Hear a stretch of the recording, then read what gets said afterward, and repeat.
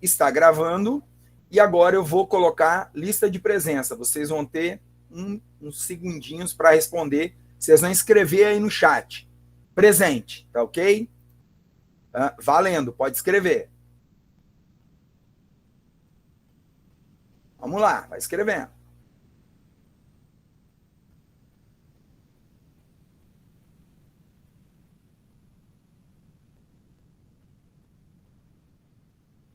O conteúdo de hoje, então, vai ser Roma, período monárquico período monárquico, não, desculpa. Roma, decadência da República e início do Império, né? O apogeu e a queda de Roma, tá? Então, esse vai ser o conteúdo da aula de hoje, tá bom? E a gente vai começar. Encerradas a chamada, a lista de presença vai fechar agora e fechou, tá? E vamos começar, então, o nosso... a nossa aula. Deixa eu compartilhar aqui a tela.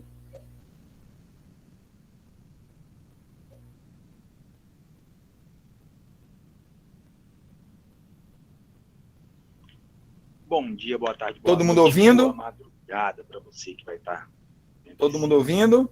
essa videoaula. Sim. Sim. A hora que você quiser, em casa. Estou fechando aqui, mas estou aqui. Pra caramba. Né? Bom, nós tivemos uma primeira videoaula, que nós dividimos Roma em monarquia, surgimento, monarquia e república. E hoje a gente finaliza Roma trabalhando com a fase do Império, a fase final da história de Roma. Tá bem? Só para a gente já entendendo de uma vez, a história do Império Romano vai ser dividida em duas fases, o Alto Império e o Baixo Império. O Alto Império vai do século I até o século III, e o Baixo Império vai do século III ao século V, que é o século de decadência e queda da cidade de Roma, do Império Romano do Ocidente. No final eu vou falar melhor disso para vocês. Certo? A fase do Alto Império é a fase onde o Império atinge o seu auge, o seu ápice, né? Que vai ter a sua expansão territorial máxima e vai ter um grande afluxo de riquezas. Vamos entender aqui o termo afluxo. Afluxo aqui é no sentido de chegada, entrada de riquezas para a cidade de Roma. Então, Roma, à medida que Roma ia conquistando novos territórios, à medida que Roma ia expandindo o seu controle sobre novos territórios, Roma vai pegando e vai colocando uma grande quantidade de riqueza dentro dos seus cofres, a cidade de Roma, o Império Romano. Então, se torna um império extremamente rico, extremamente poderoso. A fase do Alto Império é a fase também que nós conhecemos como a fase da Pax Romana. O que foi essa Pax Romana? A paz romana. A gente costuma até chamar de a paz do cemitério, porque vai ser um período em que o Império Romano ele vai viver uma certa estabilidade, um certo período de tranquilidade. Mas esse período de tranquilidade, ele foi conquistado, ele foi conseguido através das guerras. Então, primeiro, eu conquistei, eu derrotei, eu matei os que se opuseram a mim. Agora que não tem mais ninguém que possa me fazer mal, não tem mais ninguém que possa me impedir de fazer aquilo que eu quero, eu estou em paz, porque todos aqueles que estavam contra o meu controle, o controle de Roma, foram derrotados, foram aniquilados, foram dizimados. Paz do cemitério, né? E ela vai ser conquistada ainda durante o período em que o Otávio Augustus ele é o imperador romano. Durante esse período do Alto Império também, Roma vai desenvolver uma política muito interessante, que a gente costuma lembrar até os dias de hoje, que é a chamada política do pão e circo. Pão e circo era o seguinte, a quantidade de riqueza que entrava em Roma era tão grande, a quantidade de riqueza era tão significativa, que o governo romano ele conseguia sustentar, ele conseguia dar Bolsa Família para todos os romanos desocupados. Então, muitas vezes, o indivíduo ele não tinha terra, ele não tinha emprego, mas ele ganhava pão, ele ganhava alimento de Roma, né? Pão, alimento para o corpo, e o governo ele financiava, ele patrocinava eventos, ele patrocinava jogos, é aquela coisa do Coliseu, aquela coisa do O Gladiador, do filme que eu sugiro a vocês assistirem. Ele patrocinava espetáculos, jogos, distração nos circos, né, nas arenas. O Coliseu seria aí o circo, uma arena, aonde esses indivíduos passavam um dia inteiro. Eles recebiam pão do Estado, vinho, então você alimenta o corpo, entorpece a alma com a bebida e entorpece e distrai a mente com os jogos. Então você fica feliz com o governo, porque você está recebendo alimento para o corpo e para a mente. Isso era a chamada política do pão em circo. E aí o governo conseguia manter o controle, evitava conflitos, evitava rebeliões, evitava revoltas da plebe, por exemplo, né? Graças a essa política do pão em circo, é que o Império Romano consegue esse período aí, ao longo de 200 e poucos anos, de certa estabilidade, controlando aproximadamente 600 milhões de indivíduos. Mas olha que interessante. A quantidade de indivíduos que vivia sob o controle de Roma eram de 60 milhões. A quantidade de indivíduos que viviam sob o controle de Roma era de 60 milhões. Mas apenas 5,5 milhões eram considerados cidadãos. Né? Apenas 5,5% eram considerados cidadãos, menos de 10%. Gente, entendam o seguinte, quando a gente está falando aqui em cidadão, 60 milhões é a quantidade de indivíduos que Roma controla. Hipoteticamente, os Estados Unidos controlam hoje 20 países, com um total de 500 milhão de pessoas. Mas apenas 250, 300 milhões são cidadãos americanos. Né? Cidadão no sentido de ter direito a voto, cidadão no sentido de estar sob as leis do governo americano, cidadão no sentido de ter o direito de reivindicar alguma coisa para o governo americano. Os outros não têm direito a nada. São apenas controlados e dominados, têm que obedecer. Entenderam isso? Entenderam isso? Sim. Sim. Beleza, vamos tocar o bar. Menos de 10% da população que vivia sob o controle de Roma era considerada cidadão, tinha direito político ali dentro. Né? Então era uma sociedade controlada por muito poucos, onde a hierarquia era baseada na riqueza. Quanto mais rico você fosse, mais influente você era. Né? Quanto mais rico você fosse, maiores eram os cargos que você ocupava no governo. Você chegava a um cargo de general, você chegava a um alto escalão da administração, você ocupava o Senado. E esse período do Alto Império, você vai ter o Senado e aquelas magistraturas, tribuno da plebe, o cônsul, etc., etc. e tal. Essas magistraturas, elas continuaram existindo. Elas continuam existindo. Tinha o imperador no topo e as magistraturas continuavam existindo. Senado, tribunos, tribuno da plebe, o cônsul, enfim, o tribuno, o edis, e por aí vai. Essas magistraturas, elas continuavam existindo. Só que elas eram meramente consultivas. A decisão final sempre acabava nas mãos do imperador. Um outro detalhe interessante é que o cargo de imperador ele não era hereditário. Ele não passava de pai para filho. O imperador, se ele quisesse, ele podia escolher. Ele podia escolher o seu sucessor, não necessariamente seu filho. Não era hereditário. Geralmente, ele ia colocar no cargo o general de maior poder, o general de maior influência dentro do exército. Mas, no final das contas, mesmo não sendo hereditário o cargo, acabava que o imperador ele ia passando de pai para filho. Quando não existia alguma trama entre a aristocracia romana e o imperador era assassinado, um outro assumia. Essas tramas palacianas que a gente vê em filme, que a gente sempre ouve falar. Tá? O Império ele continuou crescendo, ele continuou evoluindo, ele atingiu o seu ápice, né, entre o século III, só que a partir do século III, Roma começa a viver a fase do Baixo Império, um período de decadência. E aí você vai levar aí 200 e poucos anos, o Império Romano vai entrando em decadência. Então você atingiu o topo e agora você entra em decadência. Gente, parece que é pouca coisa, mas não é. Lembra, a história do Brasil são 500 anos.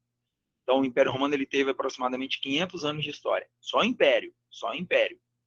Metade dele.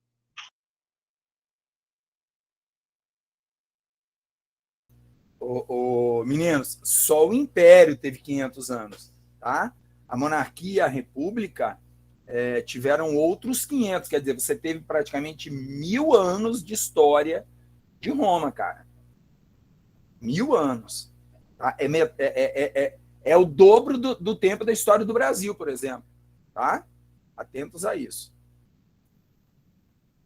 Foi de apogeu. A segunda metade foi a decadência. Foi a decadência.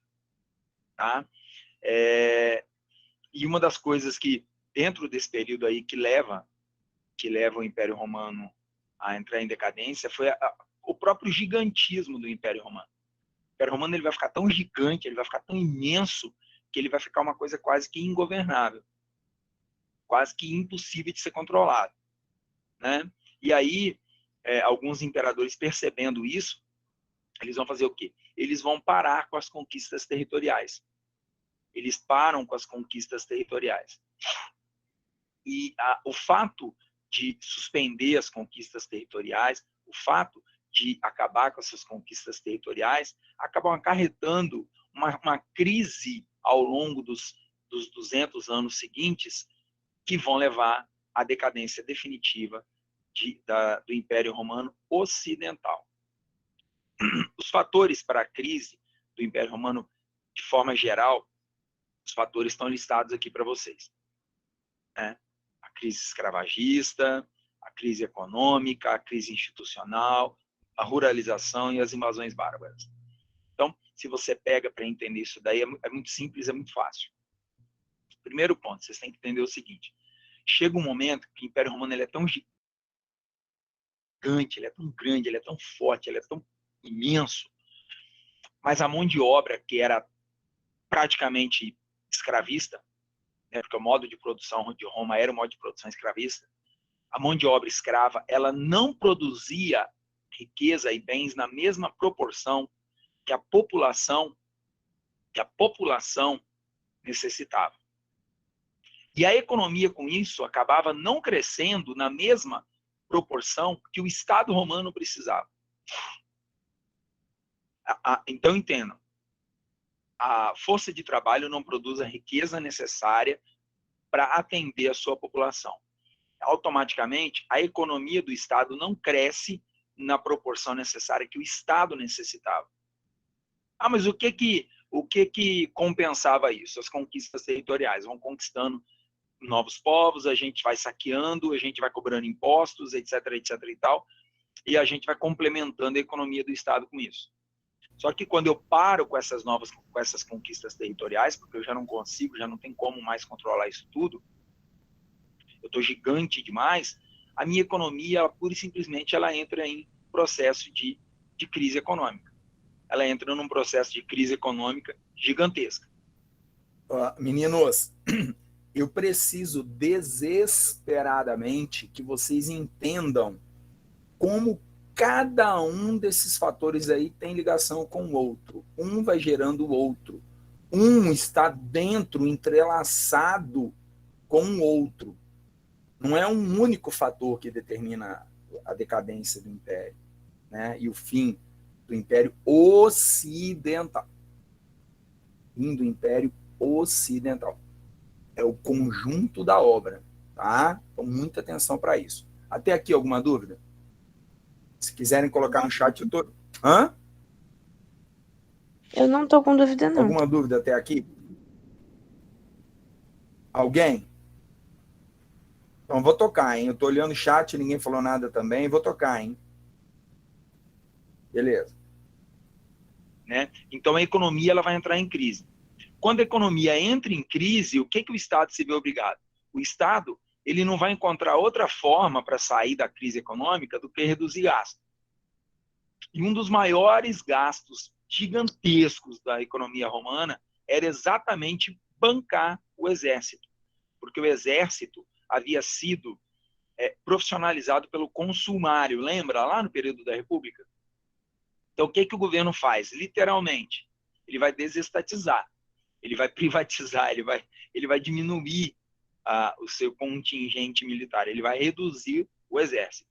Reduzindo o número de soldados, automaticamente, a expansão territorial ela vai ser forçada a diminuir também.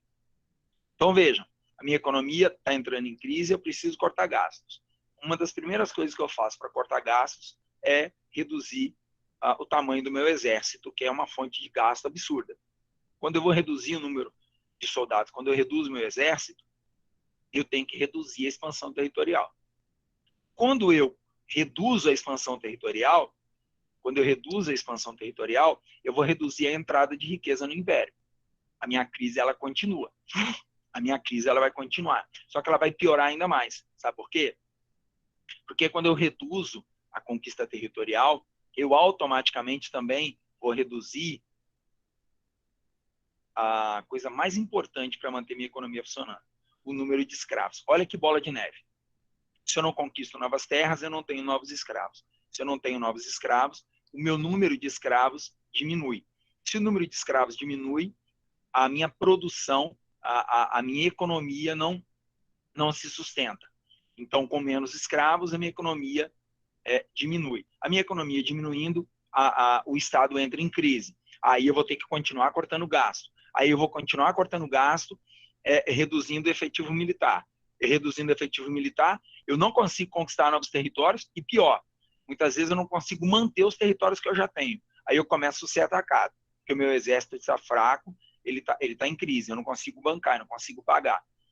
Eu estou perdendo território, eu estou perdendo quantidade de escravo, minha mão de obra escrava não mantém minha economia funcionando e a economia continua em crise. Olha que bola de neve, louca, absurda.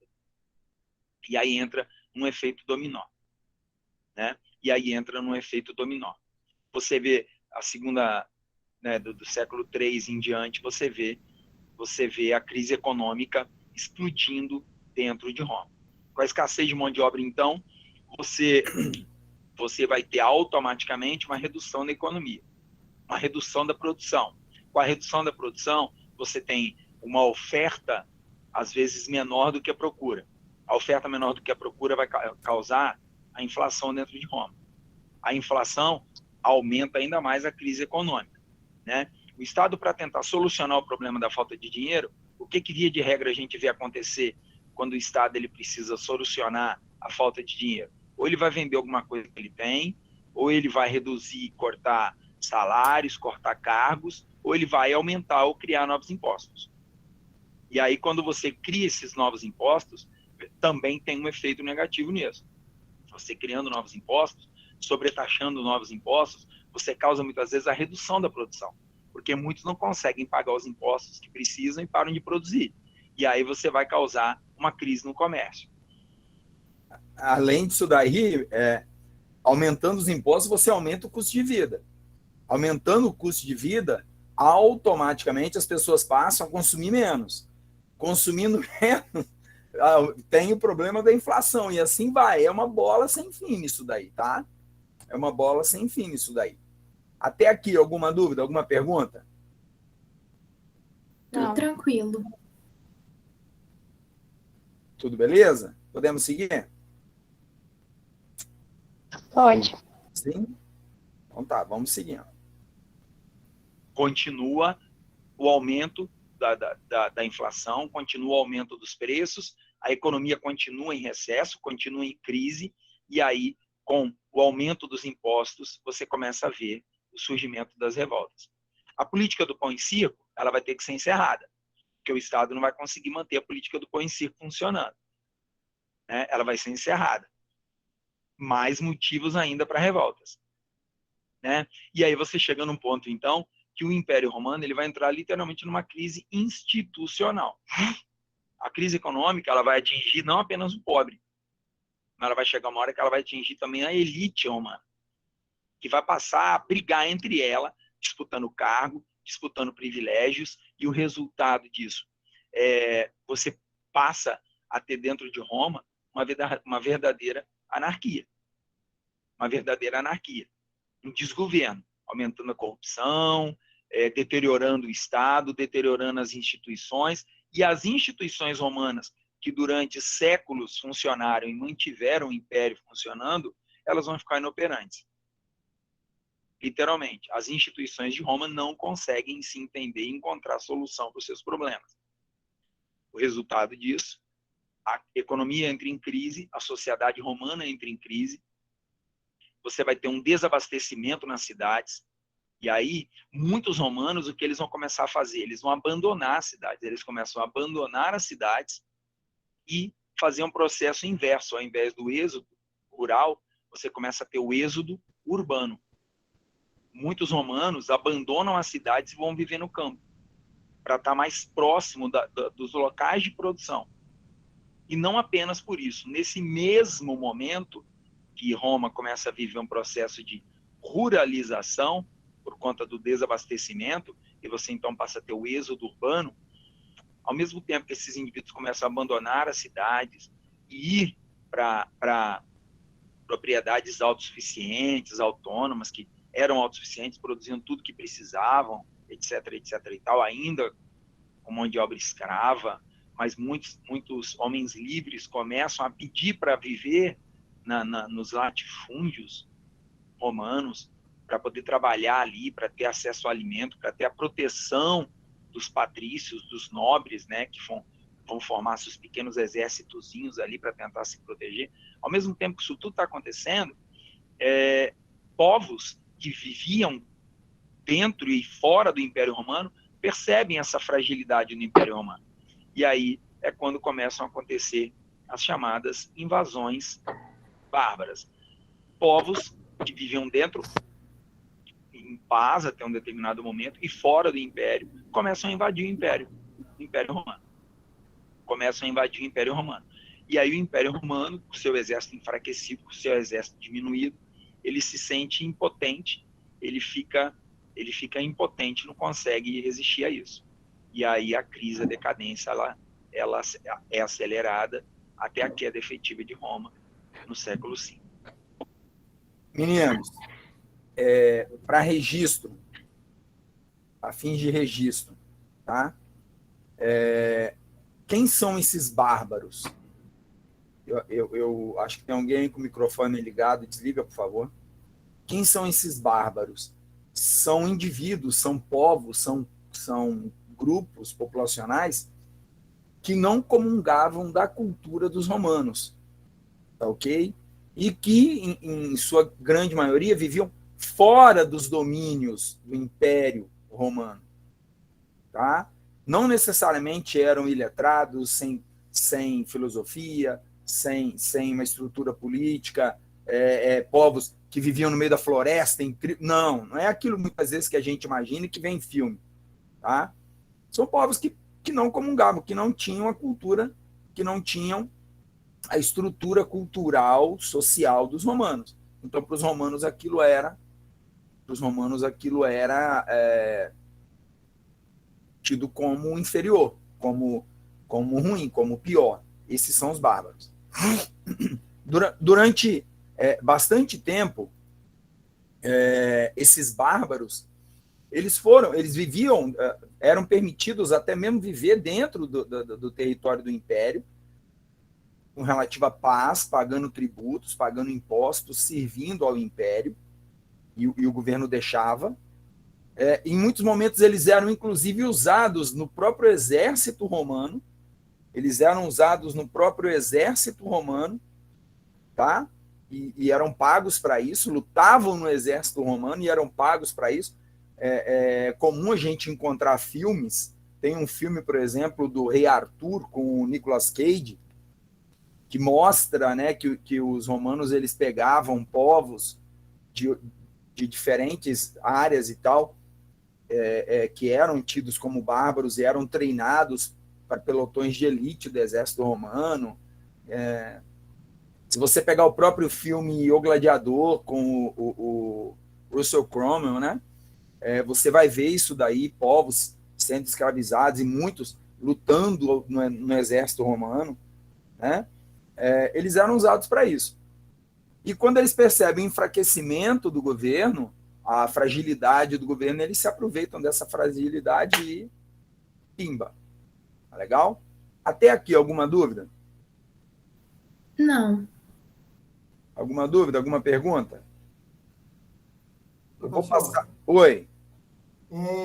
esses bárbaros não poderiam ser aqueles, na formação, quando vieram aqueles primeiros povos, aí começou a formar aquela pessoal lá da Babilônia, começou a formar o pessoal do Egito. Esses bárbaros não seriam um desses povos que não chegou a completar ali esse aglomerado ali no meio?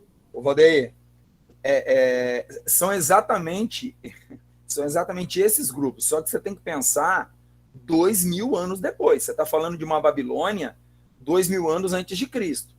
Você está falando de uma Babilônia 3.000 anos antes de Cristo.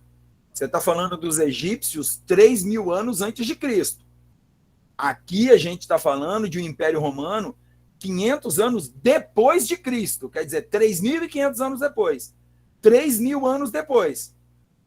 Tá? Mas são esses sim.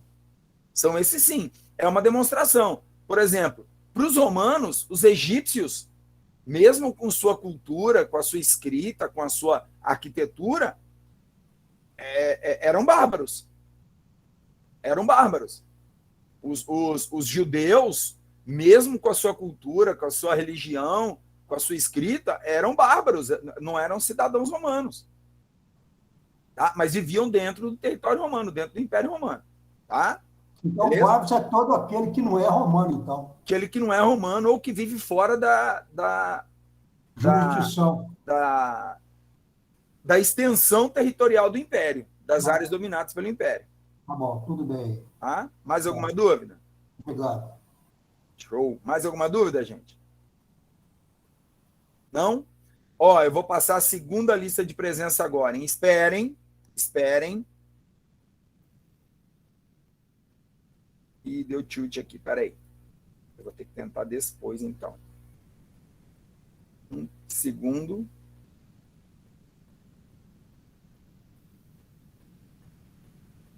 Aí, podem responder agora. Presente. Podem escrever aí, presente.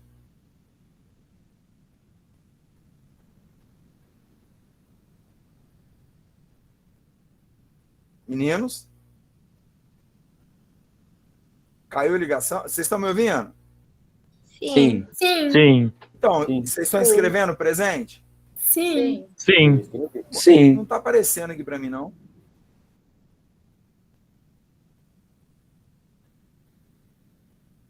Acho que praticamente todo mundo já colocou. Todo mundo já colocou? Praticamente. Vamos fazer o seguinte, peraí. Peraí só um pouquinho.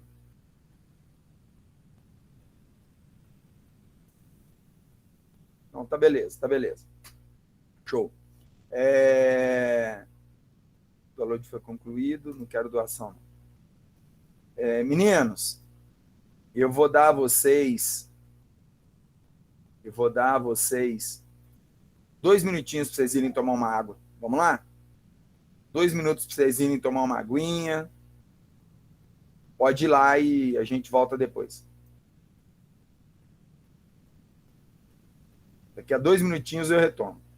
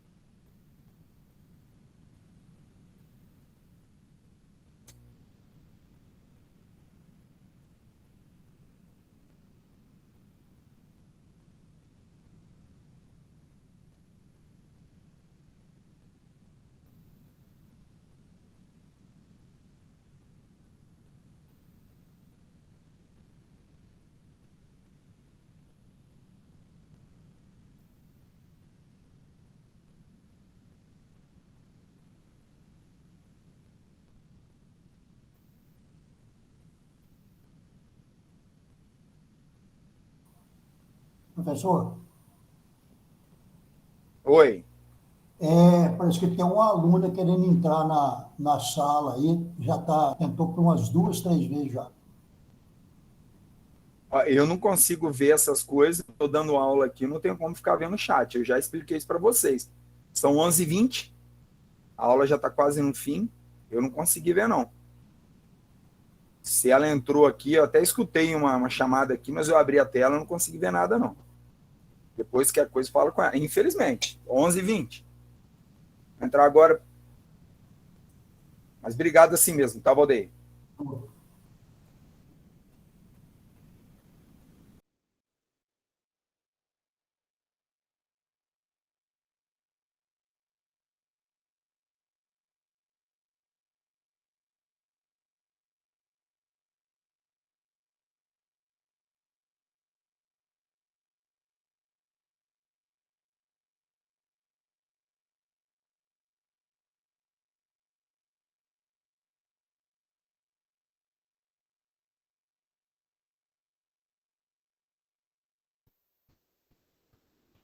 Vamos lá, pessoas. Continuando, então. Daqui a pouco eu passo a lista de chamada de novo, hein?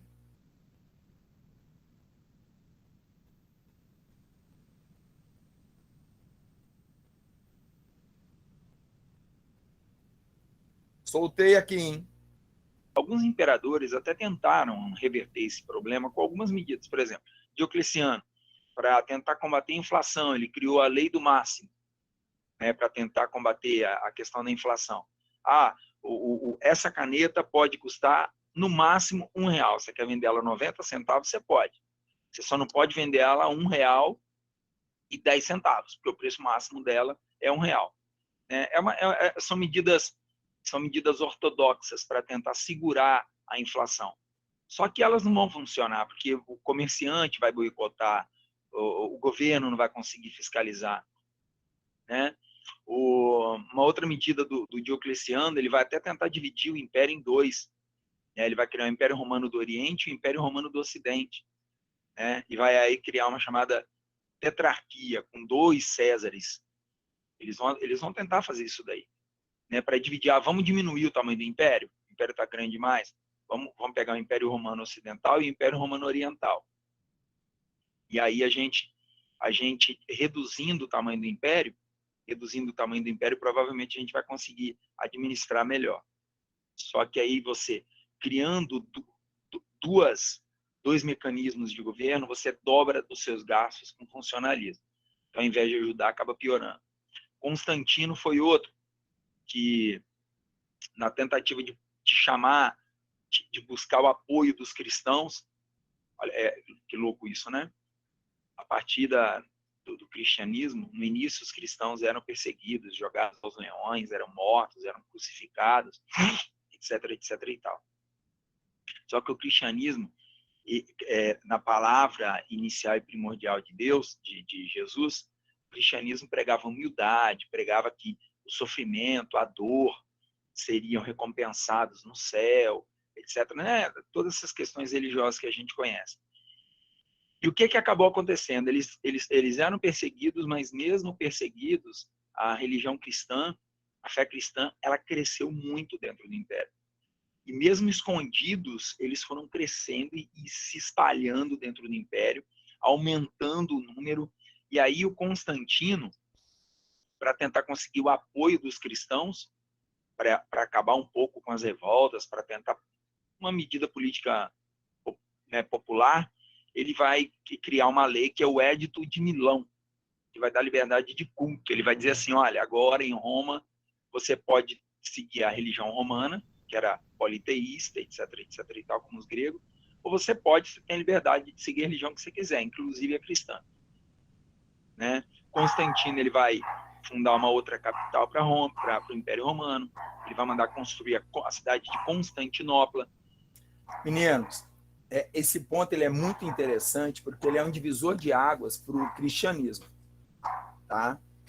Ele é um divisor de águas para o cristianismo, porque o Édito de Milão, ele dá a liberdade de culto para os cristãos que até então eram perseguidos e jogados aos leões.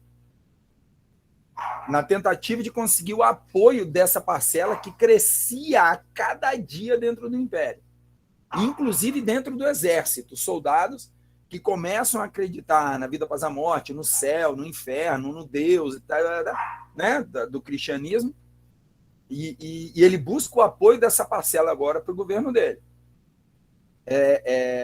E isso é super importante, porque é o que vai garantir a sobrevivência do cristianismo a partir de então.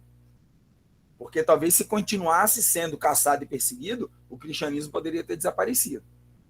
Tá? Seguindo. Que depois se tiver dúvida, fala aí para mim. Império Romano Oriental, Constantinopla, ela depois vai ser chamada de Bizâncio, vai ser a sede do Império Bizantino, e é a atual Istambul, na Turquia. Né? Então, Constantinopla vai ser uma segunda capital. E o Constantino faz um outro lance muito interessante.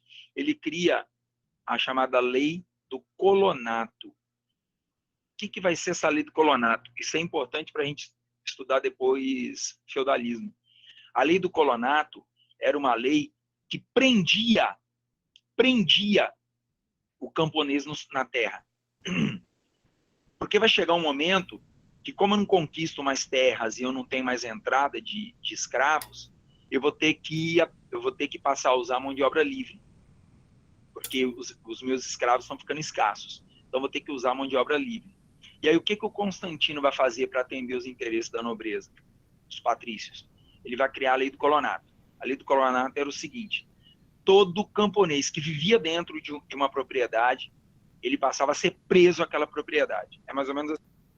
Meninos, muita atenção para a Lei do Colonato. Né? Aquela pseudo mão de obra livre, que seria o colono da minha fazenda, aquela pseudo mão de obra livre, que seria o colono da minha fazenda, né? Ele passa a ficar preso à minha fazenda, ele não pode sair de dentro dela mais sem a minha permissão. E para se manter e para ficar dentro da minha fazenda, ele vai ter que trabalhar para mim, ele vai ter que produzir para mim.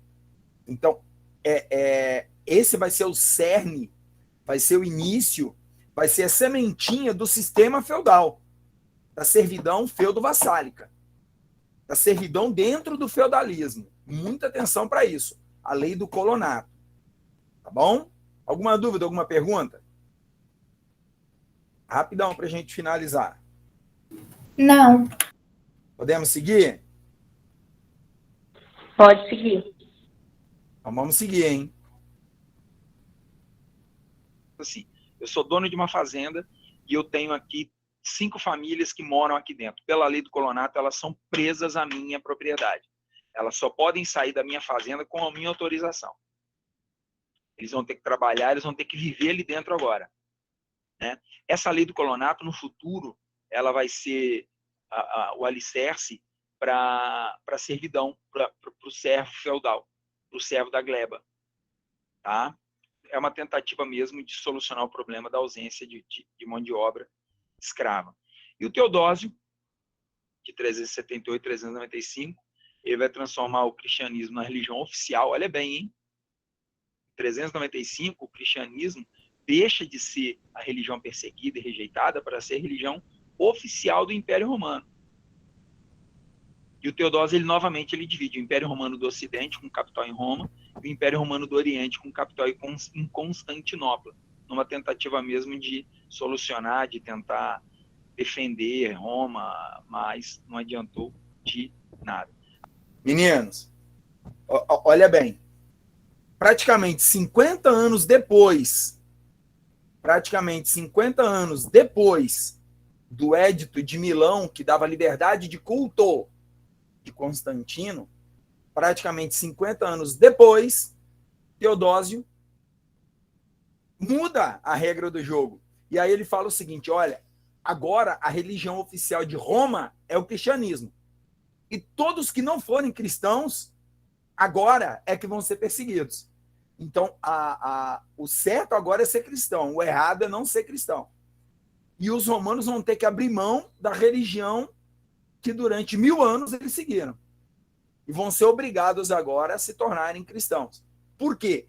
Porque o cristianismo tinha se fortalecido tanto, o cristianismo tinha se expandido tanto, a crença na fé cristã tinha ficado tão forte que agora a regra em Roma é ser cristão e não ser um pagão, e não ser um ateu, e não ser um bárbaro fora do cristianismo.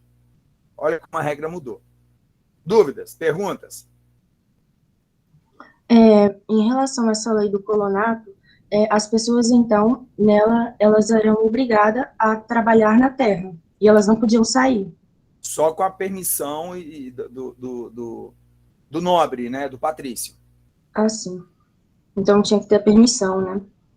Só com a permissão. Às vezes é para pensar assim, pô, mas o cara ficava preso ali dentro... Gente, esses latifúndios, às vezes, eram do tamanho de um município inteiro aqui do Espírito Santo. Era do tamanho do município inteiro aqui do Espírito Santo. E você não ficava pegando um carro para ir para o Shopping Vitória toda semana. Né? Você vivia ali. Às vezes você vivia, nascia e morria dentro da mesma vila da sua vida inteira. Tá? Tá, obrigada. Mais o quê? Posso seguir? Seguindo. Deixa de ser a religião perseguida e rejeitada para ser religião de tentar defender Roma, mas não adiantou de nada. Aqui vocês têm uma ideia, né? O Império Romano Ocidental, em verde, que foi mais suscetível às invasões, era mais frágil e monetariamente até mais pobre, e o Império Romano do Oriente, um capital aqui em Constantinopla, que aparece como Bizâncio, tá legal? Que é o que vai ficar depois. Gente, a gente costuma dizer que o fim do Império Romano, o que acaba é o Império Romano Ocidental. Esse Império Romano aqui, ele vai desaparecer. Só que essa estrutura do Império Romano do Ocidente, ela vai migrar para o Oriente. E aí o Império Romano do Ocidente some, mas continua o Império Romano do Oriente. Só que a gente não vai ficar chamando mais de Império Romano. Ao invés de Império Romano, como a capital é Bizâncio, né, porque Constantinopla vai ser batizada de Bizâncio, ao invés da gente falar Império Romano Oriental, a gente passa a falar Império Bizantino. O que é o Império Bizantino? Nada mais do que o Império Romano Oriental. Tá? Então, o Império Bizantino era o Império Romano Oriental. Aqui é um pouco das invasões, vocês podem observar que elas acontecem sempre em direção à área ocidental do Império, a área oriental pela estrutura do território, etc. e tal, pela sua posição geográfica, ela era mais fácil de ser defendida. E sempre ela em ondas, tá vendo? Ó? Tá? Sempre em ondas. O Império Romano cai, o Império Romano desaparece por volta de 475 d.C., só que a cultura romana nos deixa de presente o direito, né, que foi sua grande contribuição, a literatura, com obras de Cícero, Virgínio, Ovídio, etc. e tal, a arquitetura, né, os aquedutos, as estradas. A gente costuma dizer que todas as estradas levam a Roma, né, porque todas as estradas, uma das preocupações deles, toda a estrada acabava ligando uma na outra e chegava em Roma. Né? E a religião deles, que era, assim como a grega, era uma religião politeísta, eles adaptaram a religião dos gregos para a religião romana e adaptaram as suas necessidades até que o cristianismo chegou. Tá? Então é isso. Se tiverem alguma dúvida, deixa nos comentários. Se tiverem alguma dúvida, pode falar, pergunta. Se eu não responder, minha esposa me ajuda, ela responde também. Um grande abraço, tudo de muito bom. Beijo, sucesso aí. Pessoinhas, estão me vendo aqui? Acabou a apresentação, correto? Sim. Então tá. Alguma dúvida, alguma pergunta? Não? Por mim, não. Então tá ok. A partir de meio-dia, vocês podem ir lá na sala, a atividade já está lá, só que vocês só vão ter acesso a ela depois de meio-dia, tá? Então vou repetir tudo que eu falei antes. A partir do meio-dia, vocês vão poder fazer a avaliação de vocês e elas encerram domingo às 19 horas. Repito, não adianta entrar às 18h55 e achar que vai fazer a avaliação com 5 minutos. 19 horas ela vai fechar. Tá? Para vocês terem o tempo da avaliação, vocês têm que entrar 2 horas antes do fechamento dela. E vocês só têm uma tentativa, porque é uma prova. Tá? Alguma pergunta? São quantas questões, professor? Entra lá. É prova. Ok. Entra lá. Mais alguma pergunta? Vai ter tempo? Vai ter tempo, gente? Vai ter tempo, gente? Bem provável, eu acho que sim, né? E eu não falei o tempo, não? Hã? A Alice já respondeu aí, ó. A Alice está ligada. 2 horas. Vocês têm 2 horas para fazer a avaliação. Então pode entrar e marcar no relógio ali. 2 horas para fazer a avaliação. Tá? Esse semestre a gente já vai fechar a avaliação, Tobias. Não vai ter mais avaliação, não. Ok? Depois tem só a recuperação e assim vai. Mais alguma pergunta? Mais alguma dúvida? Deixa eu parar aqui a gravação.